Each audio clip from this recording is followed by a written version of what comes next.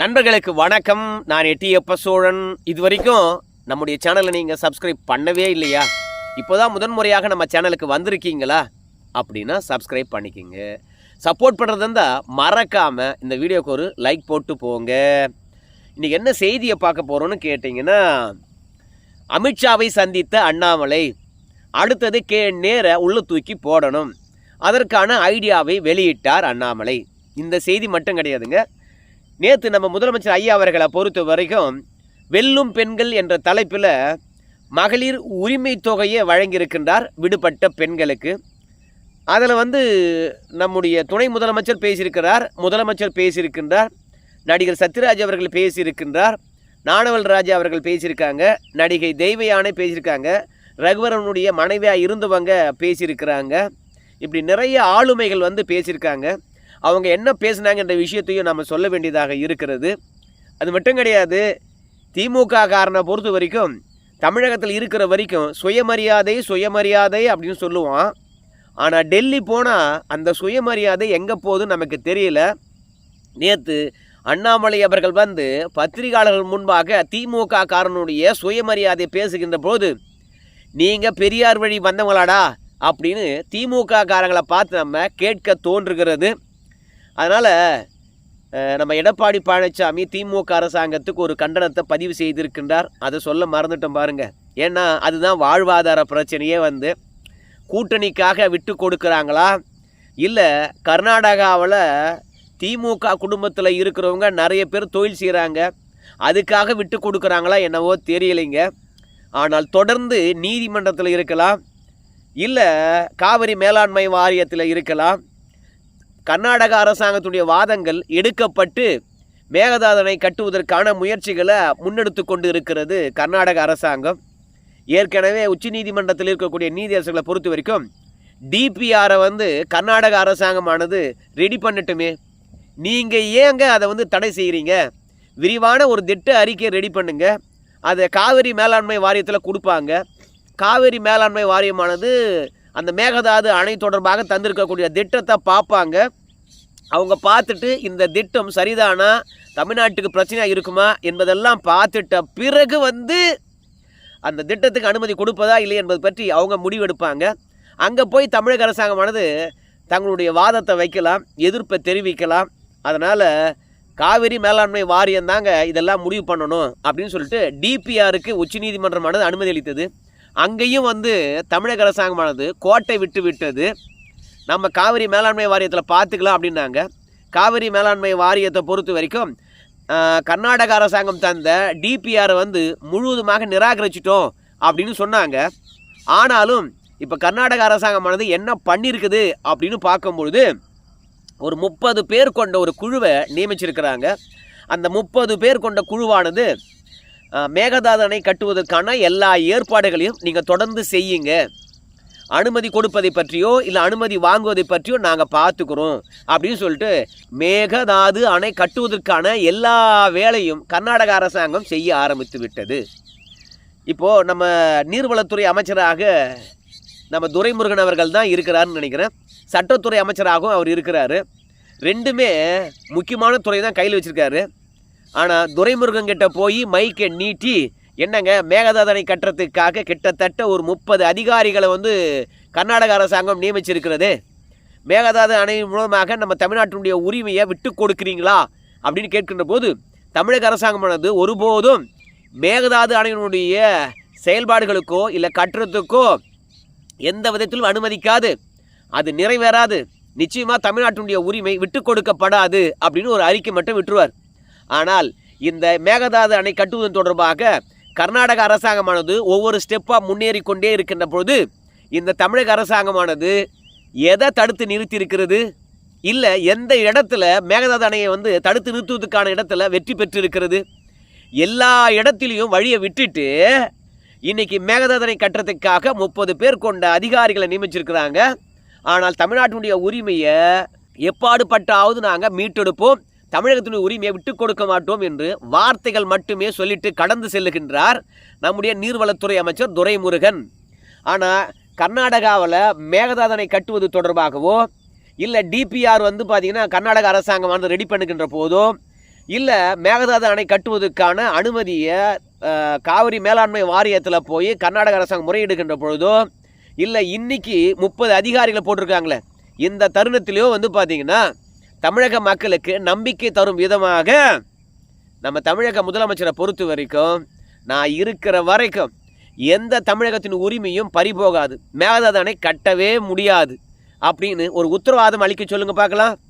ஒரு எக்ஸ் தளத்தில் ஒரு பதிவை போட சொல்லுங்க பார்க்கலாம். அந்த அளவுக்கு கூட்டணி தர்மமா, இல்லை திமுகவினர் பார்த்தீங்கன்னா கர்நாடகத்தில் தொழில் செய்வதனால அந்த தொழிலானது பாதிப்படையும் அப்படின்றதுனால இந்த மேகதாது அணை விஷயத்தை பொறுத்த வரைக்கும் அமைச்சர்களே பார்த்துக்கிட்டோம், அதிகாரிகளே பார்த்துக்கிட்டோம் அப்படின்னு சொல்லிவிட்டு நீதிமன்றத்தின் மூலமாக நம்ம தீர்வு காணலாம் என்று காலத்தை கடத்தி கொண்டு இருக்கிறதா? இங்கே மேகதாது அணை கட்டுவது தொடர்பாக யாராவது எதிர்ப்பு தெரிவித்தா முதலமைச்சரும் துணை முதலமைச்சரும் கர்நாடகாவில் இருக்கிறவங்க அத்தனை பேரும் இறங்கி எதிர்ப்பு தெரிவிக்கிறாங்க. ஆனால் நம்ம முதலமைச்சர் வாயே திறக்க மாட்டாருங்க. அந்த அளவுக்கு தமிழகத்தின் உரிமையானது கடந்த காலங்களில் கலைஞர் மூலமாக பறிகொடுக்கப்பட்டது. அதே வழியில் வந்த ஸ்டாலின் அவர்களும் மேகதாது அணை கட்டுவதற்கான அனுமதியை கொடுத்துருவாரோ என்று தமிழக மக்கள் அச்சப்படுகின்ற பொழுது ஊடகமானது அதை பெருசாக பேசுறது கிடையாதுங்க.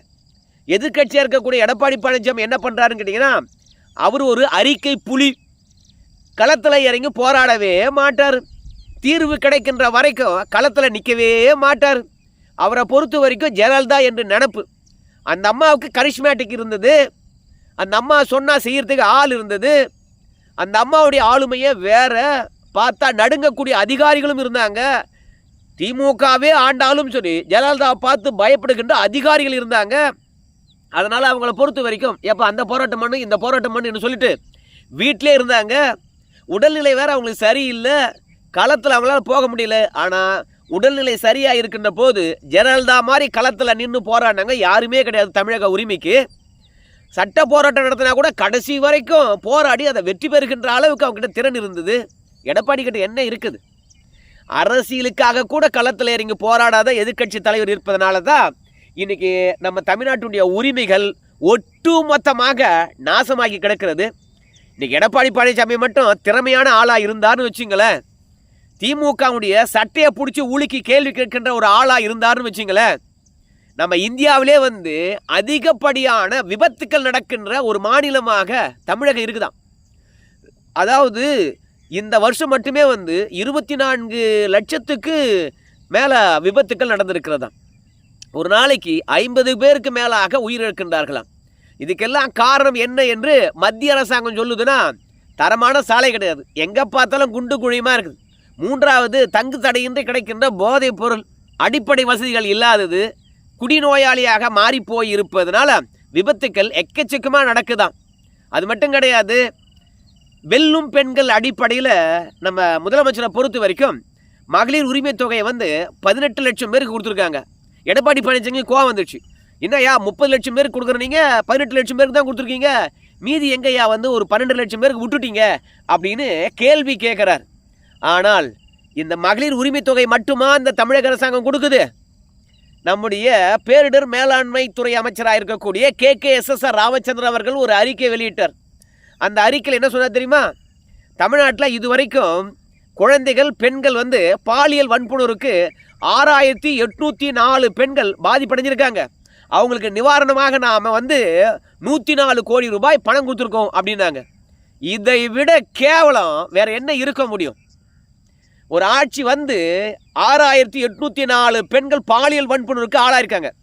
இது அரசாங்கம் வெளியிடுகின்ற தகவல். இன்னும் எத்தனை பார்த்தீங்கன்னா மறைக்கப்பட்டிருக்கோம், எத்தனை பார்த்தீங்கன்னா சமரசம் செய்யப்பட்டிருக்கோம். இந்த அரசாங்கத்துக்கு அவப்பெயர் என்று சொல்லிட்டு காவல்துறையர் மிரட்டி எத்தனை பேரை சமரசம் பண்ணியிருப்பாங்க. அப்போ தமிழ்நாட்டில் பெண்களுக்கான பாதுகாப்பு ஒன்றுமே கிடையாத மாதிரி இருக்குதுங்க. இந்த அரசாங்கத்தை நம்பவே முடியாத மாதிரி இருக்குதுங்க. பணம் வேணுமா பாதுகாப்பு வேணுமா அப்படின்னு நினைக்கும் போது பாதுகாப்பு தானுங்களே ரொம்ப ரொம்ப முக்கியம். அப்போது இந்த அரசாங்கம் வந்த பிறகு குழந்தைகளையோ பெண்களையோ பாதுகாக்காத போது நாங்கள் வெல்லும் பெண்கள் என்ற தலைப்பில் 1000 ரூபாய் கொடுக்குறோம். அது மட்டும் கிடையாது, முதலமைச்சர் சொல்கிறாரு, இந்த 1000 ரூபாய் மட்டும் அப்படியே தொடர்ந்து வாங்க போகிறோன்னு நினைக்காதீங்க. இந்த 1000 ரூபாய் பார்த்தீங்கன்னா படிப்படியாக வளரப்போகுது அப்படின்னு சொல்கிறார்.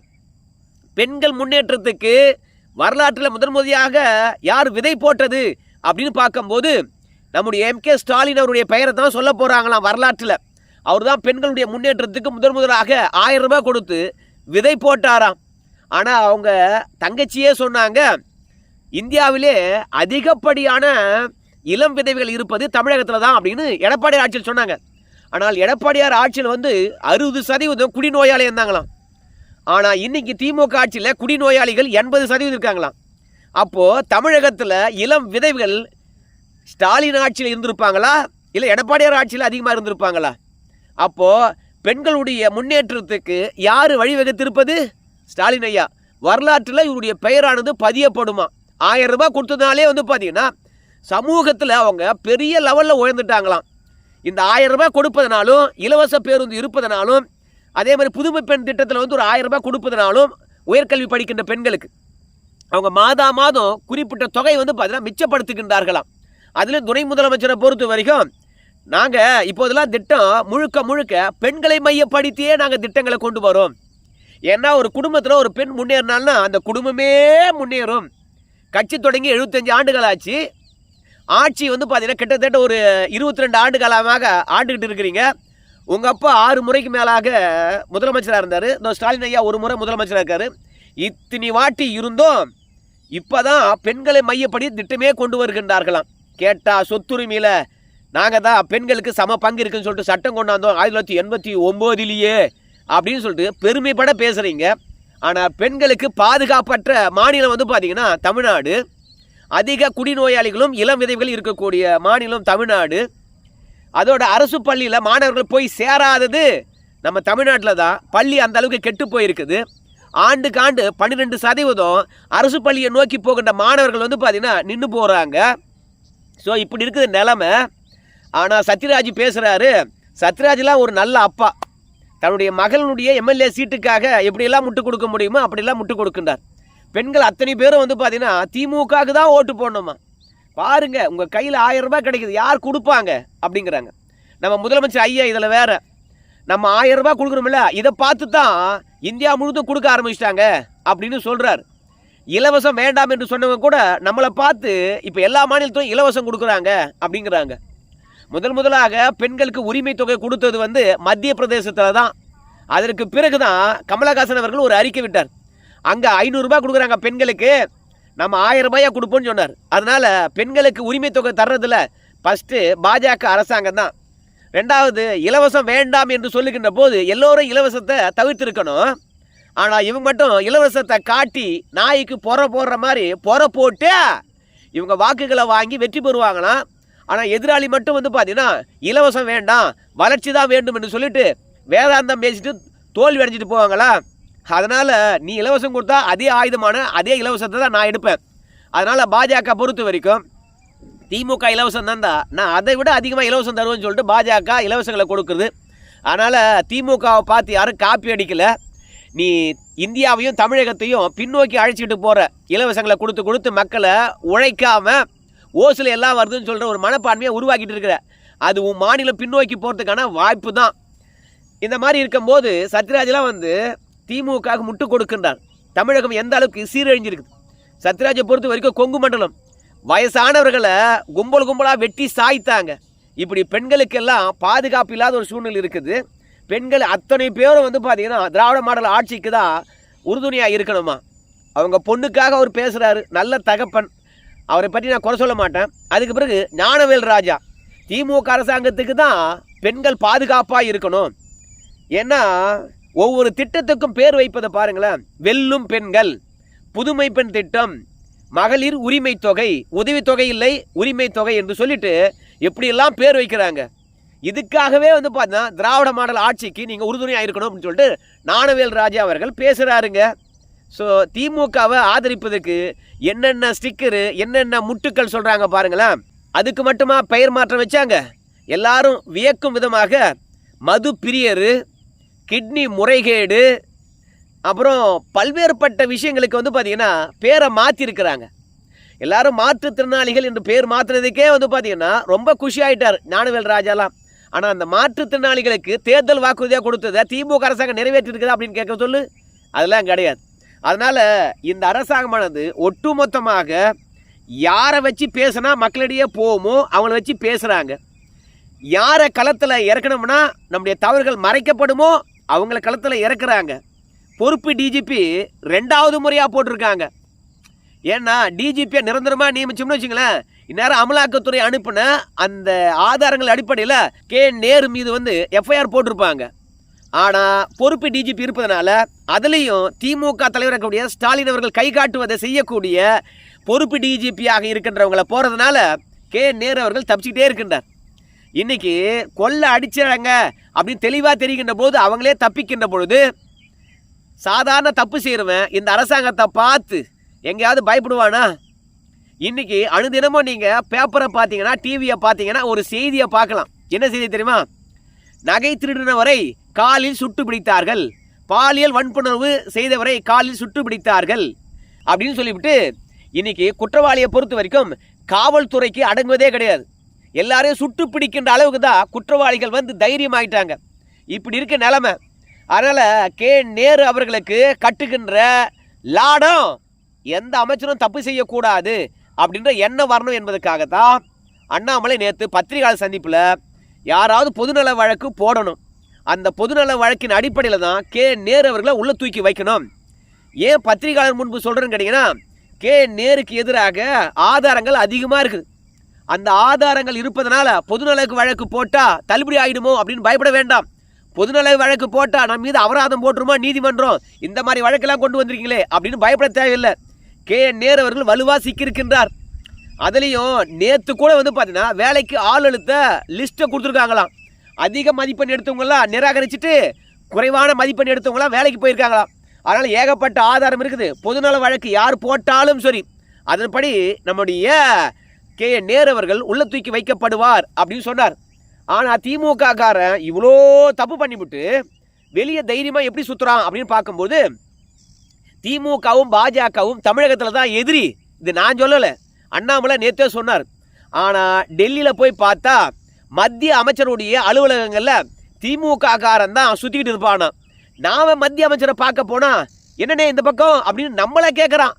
நான் எங்கள் அமைச்சரை எங்கள் கட்சிக்காரன் நாம் போய் பார்க்கறதுக்கு போனால் அங்கே திமுக காரன் இருந்துக்கிட்டு என்னண்ணே இவ்வளோ தூரம் அப்படின்னு சொல்லி நம்மளே கேட்குறான். வணக்கம் வச்சா வணக்கண்ணேன்னு சொல்கிறான்.